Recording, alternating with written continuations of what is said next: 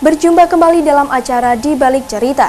Pemirsa, kali ini saya akan mengajak Anda untuk mengenal Candi Penataran yang ada di Kota Blitar. Merupakan salah satu candi tertua di wilayah Jawa yang dibangun pada 1194 Masehi oleh Raja Kerajaan Kediri yang bernama Raja Srengga. Candi Penataran difungsikan sebagai sarana untuk upacara pemujaan Hindu. Dalam upacara ini memiliki tujuan, yakni sebagai menangkal bahaya dalam Gunung Kelut yang sering meletus pada waktu itu. Seperti apa sejarah dan asal-usul dari Candi Penataran ini? Inilah Di Balik Cerita.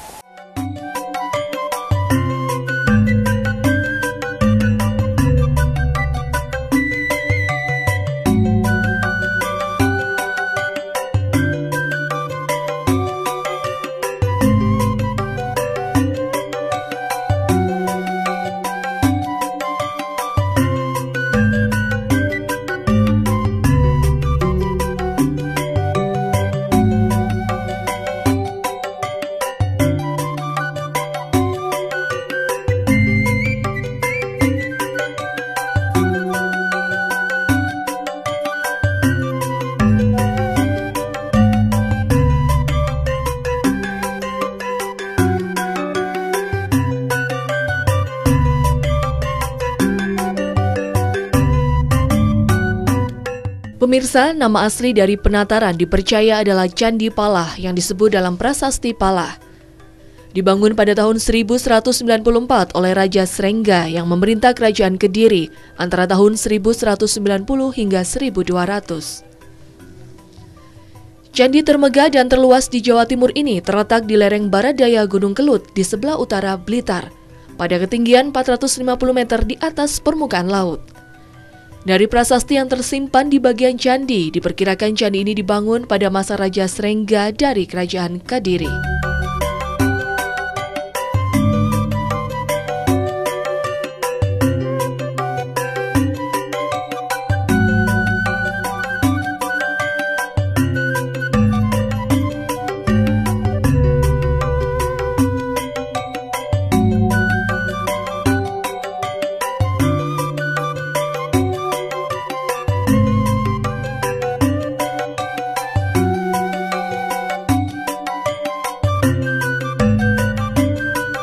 Candi Penataran merupakan candi yang kaya dengan berbagai macam corak relief, arca, dan struktur bangunan yang bergaya Hindu. Adanya pahatan kolo atau raksasa menyeringai, arca Ganesha atau dewa ilmu pengetahuan dalam mitologi Hindu, arca Dwarapala atau patung raksasa penjaga pintu gerbang, dan juga relief Ramayana adalah bukti tidak terbantahkan bahwa Candi Penataran adalah candi Hindu. Penemu candi ini adalah Sir Thomas Stamford Raffles di tahun 1781 hingga 1826, Gubernur Jenderal Pemerintah Kolonial Inggris yang pernah berkuasa di Nusantara. Pada awal pembangunannya, sejarah Candi Penataran difungsikan sebagai sarana upacara pemujaan Hindu. Tujuan dari upacara ini salah satunya adalah untuk menangkal bahaya dari Gunung Kelut yang saat itu sering meletus.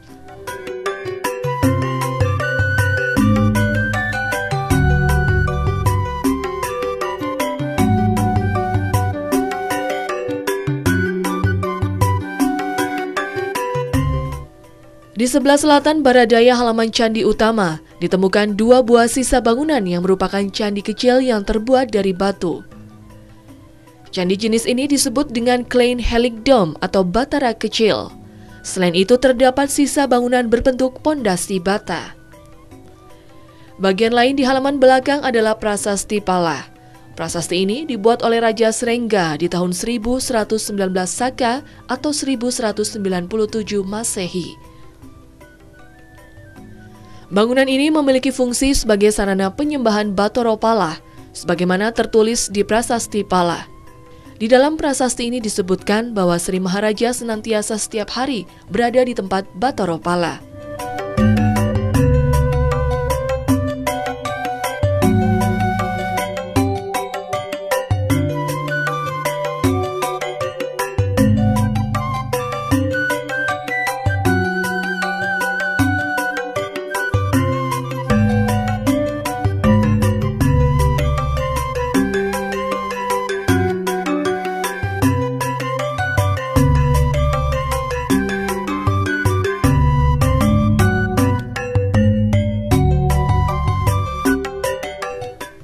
Pemirsa, Candi Penataran menjadi tempat yang paling disenangi Raja Hayam Wuruk saat melakukan perjalanan, termasuk juga Mahapati Gajah Mada.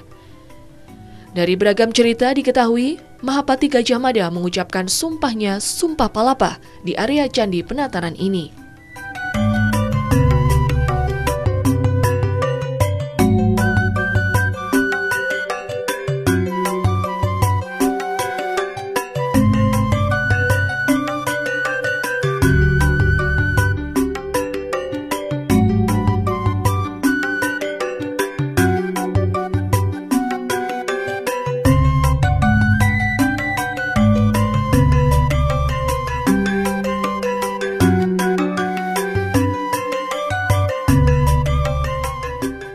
Pemirsa, awalnya Candi Penataran ini berfungsi sebagai tempat upacara pemujaan agar terhindar dari mara bahaya letusan Gunung Kelut. Gunung Kelut merupakan gunung berapi aktif dengan pola letusan yang unik. Untuk melakukan pemujaan ini, Candi Penataran dibangun di lereng barat daya Gunung Kelut pada ketinggian 450 meter di atas permukaan laut. Hingga saat ini candi ini masih menjadi daya tarik tersendiri bagi para wisatawan. Jangan kemana-mana karena sesaat lagi Di Balik Cerita akan kembali. Masih bersama kami dalam Di Balik Cerita. Setelah Candi Penataran, Anda akan kami ajak untuk mengenal Candi Sawentar yang masih dalam kompleks Kota Blitar. Pemirsa, dalam kitab Negara Kertagama, Candi Sawentar disebut juga Loa Wentar. Bangunan candi ini dahulu merupakan sebuah kompleks percandian karena di sekitarnya masih ditemukan sejumlah pondasi yang terbuat dari bata. Dibangun pada awal berdirinya Kerajaan Majapahit. Seperti apa sejarahnya dari Candi Sawentar ini? Marilah kita ikuti bersama.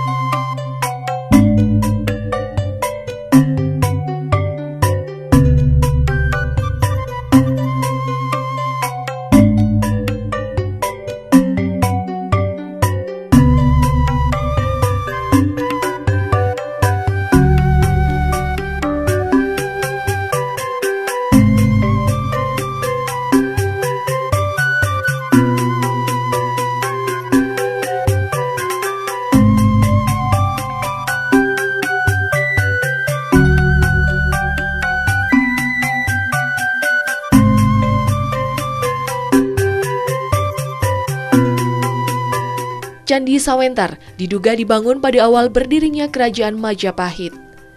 Candi yang terbuat dari batu andesit ini berukuran panjang 9,53 meter, lebar 6,86 meter, dan tingginya 10,65 meter. Pintu masuk menuju bilik berada di sebelah barat dengan ornamen makara pada pipi tangga, sedangkan relung-relungnya terdapat pada setiap dinding luar tubuh candi. Di dalam ruangan bilik ditemukan akas arca dengan pahatan burung Garuda yang dikenal sebagai kendaraan Dewa Wisnu. Berdasarkan hal ini diketahui bahwa Candi Sawentar merupakan bangunan suci yang berlatar belakang agama Hindu.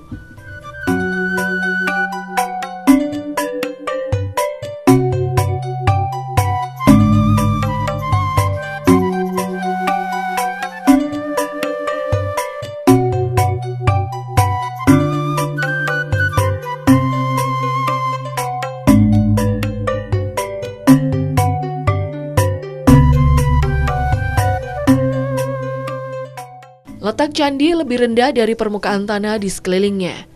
Untuk waktu yang cukup lama, candi ini tertimbun dalam tanah dan baru digali kembali pada tahun 1915 sampai 1920.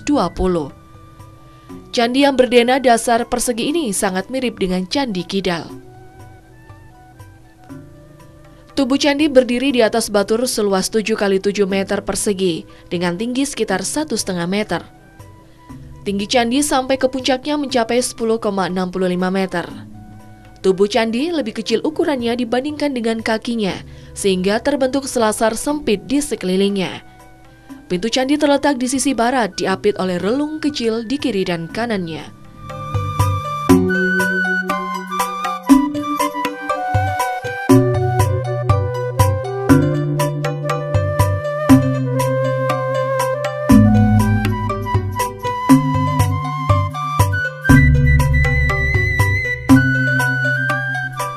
Pemirsa, di tengah dan sudut masing-masing kotak terdapat hiasan dengan pahatan yang halus. Puncak atap dalam keadaan rusak. Mungkin kerusakan tersebut disebabkan oleh posisinya yang paling dekat dengan permukaan pada saat candi ini tertimbun tanah. Perbedaan tingkat kerumitan pahatan di bagian atap dan tubuh bagian atas dibandingkan dengan pahatan di kaki dan tubuh bagian bawah menimbulkan bahwa pembuatan Candi Sawentar belum sepenuhnya selesai.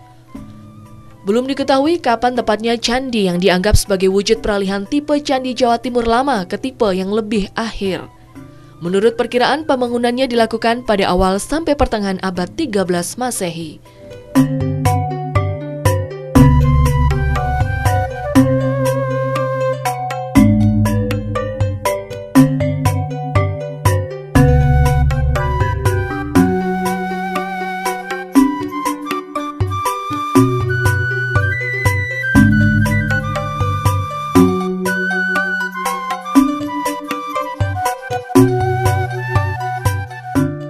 Pintu pada candi ini terbuat dari batu andesit berukuran panjang 9,53 meter, lebar 6,86 meter, dan tingginya 10,65 meter. Pintu masuk menuju bilik berada di sebelah barat dengan ornamen makara pada pipi tangga, sedangkan relung-relungnya terdapat pada setiap dinding luar tubuh candi. Di dalam ruangan bilik ditemukan reruntuhan arca dengan pahatan burung Garuda yang dikenal sebagai kendaraan Dewa Wisnu.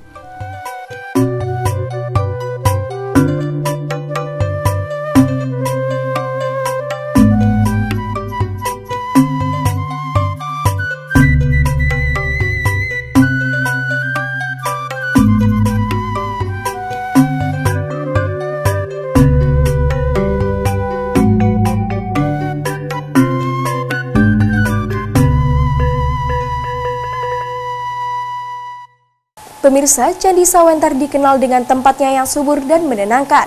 Bahkan konon Raja Besar Majapahit Hayam Wuruk menjadikan tempat ini sebagai persinggahan untuk melepas penat. Di dalam bilik ini terlihat adanya reruntuhan arca dengan pahatan burung Garuda. Burung Garuda dikenal sebagai kendaraan Dewa Wisnu. Dengan adanya reruntuhan arca ini, bisa diketahui jika Candi Sawentar merupakan bangunan suci yang berlatar belakang agama. Jangan kemana-mana, sesaat lagi kami akan kembali. Masih bersama kami dalam Di Balik Cerita. Pemirsa, Candi Kotes adalah sebuah candi yang terletak di sebelah selatan lereng Gunung Kelut, tepatnya di Desa Kotes, Kecamatan Gadung Sari, Kabupaten Blitar. Candi Kotes ini berdiri sejak tahun 1302 Masehi. Ini merupakan aset warisan budaya sejarah leluhur. Merupakan peninggalan zaman Majapahit. Apakah sebenarnya fungsi dari candi ini? Inilah Di Balik Cerita.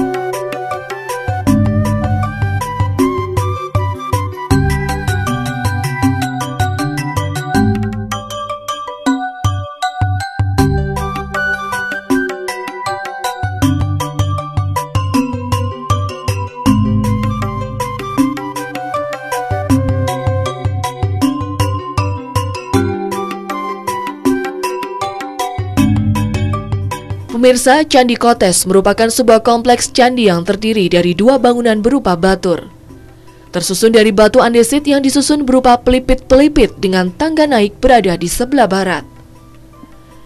Candi ini mempunyai angka tahun 1222 Saka dan 1223 Saka, sehingga bangunan ini diperkirakan sejaman dengan masa pemerintahan Raja Raden Wijaya, Raja pertama Majapahit.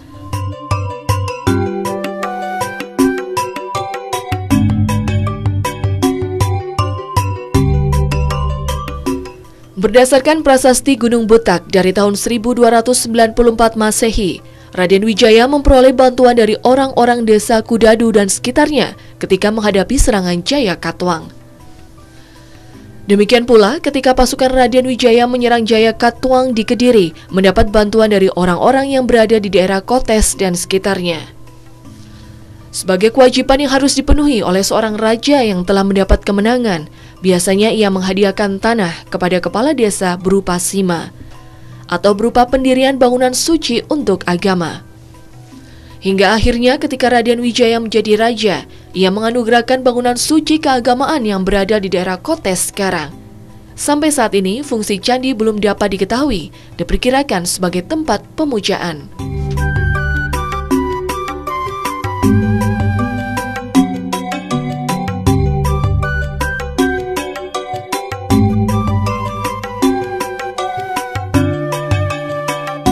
Candi Kotes terdiri dari sebuah altar dan sebuah bangunan utama di belakangnya. Pada bangunan utama Candi Kotes terdapat beberapa umpak yang biasanya berfungsi untuk menopang atap candi.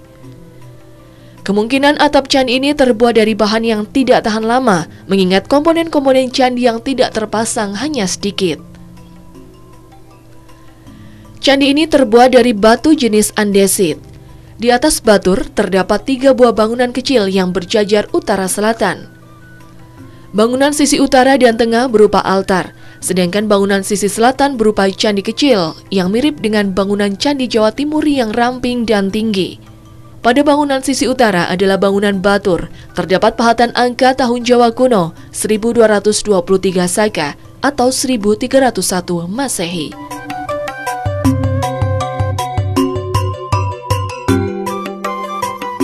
Pemirsa, konon pada zaman dahulu, pada daerah sekitar candi ini terdapat sebuah kolam yang berisi banyak ikan gabus. Anak ikan gabus tersebut biasa disebut kotesan. Oleh karena itu muncullah sebuah nama Kotes yang menjadi nama candi sekaligus desa Kotes. Candi ini terdiri dari sebuah altar dan sebuah bangunan utama di belakangnya. Pada bangunan utama Candi Kotes terdapat beberapa umpak yang biasanya berfungsi untuk menopang atap candi. Kemungkinan atap candi terbuat dari bahan yang tidak tahan lama, mengingat komponen-komponen candi yang terpasang hanya sedikit. Candi Kotes terdiri dari 2 bangunan. Di bagian depan bangunan candi paling utara terdapat sebuah miniatur candi, yang di bawahnya terdapat hiasan seperti kala. Selain itu di belakang bangunan terdapat tinggalan lainnya yang ditata memajang dari utara ke selatan. Benda tersebut diantaranya adalah yoni yang ceratnya sudah hilang, bongkahan batu candi, umpak, dan sebagainya. Batu-batu candi yang tidak terpasang ditata di belakang candi utama bersama potongan arca, umpak-umpak, dan yoni. Keberadaan yoni inilah yang menandakan bahwa Candi Kotes bernafaskan agama Hindu.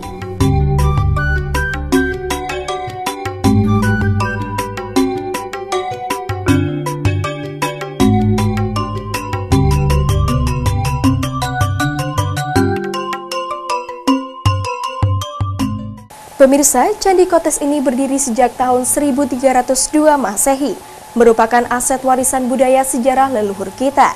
Candi ini masih sejenis dengan Candi Penataran.